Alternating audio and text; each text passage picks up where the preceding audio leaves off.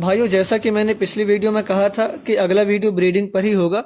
तो ब्रीडिंग के पार्ट 2 में मैं आपसे शेयर करूंगा कि गायों पर लगने वाले सीमेन कितने प्रकार के होते हैं और उनमें क्या अंतर होता है।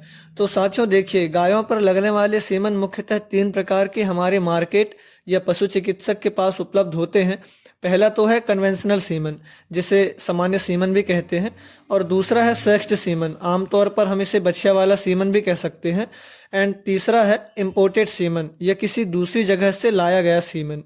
देखिए, ये जो कन्वेंशनल सीमन होता है ये बिल्कुल सामान्य सीमन होता है। मतलब हम जो एआई पिछले 15-20 सालों से कराते आ रहे हैं, जिसमें बच्चा और बछड़ा होने के 50-50% चांस होते हैं, यह बाकी 2 प्रकार के सीमन की तुलना में काफ़ी सस्ता होता है और इसके कंसेप्शन रेट भी सबसे अधिक होते हैं। सबसे खास बात यह है कि कन्वेंशनल सीमन जो है वो हर जगह उपलब्ध होता है। अब जो दूसरे नंबर पर सेक्स्ड सीमन है, इसे लैब में कुछ विशेष तकनीक से तैयार किया जाता है, जिससे 90% चांस होते हैं कि इस सीमन से बछिया यानी फीमेल काफ का ही जन्म हो। हाँ, ये बात अलग है कि इसका कंसेप्शन रेट नॉर्मल सीमन की तुलना में थोड़ा कम होता है और प्राइस भी नॉर्मल सीमन की तुलना में अधिक होता है। दोस्तों, ये जो सेक्स्ड सीमन है ना, ये डेयरी फार्मिंग करने वाले भाइयों के लिए एक वरदान के रूप में है और यह सीमन भी लगभग सभी जगहों पर उपलब्ध होता है।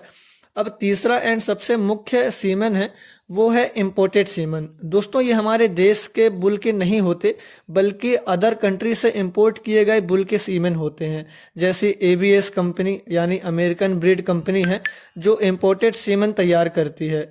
पशुपालक भाइयों के लिए यह सीमन नस्ल सुधार के लिए एक बेहतरीन ऑप्शन है।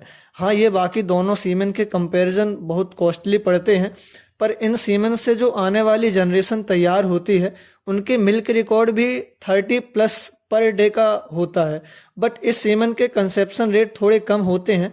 इसका अंदाज़ा आप इस बात से ही लगा सकते हो कि मैंने अपने फार्म पर 4 गायों में इंपोर्टेड सीमन का यूज़ किया था, जिसमें से सिर्फ एक गाय ने ही कंसीव किया है। जय सिया राम, मिलते हैं अगली वीडियो में।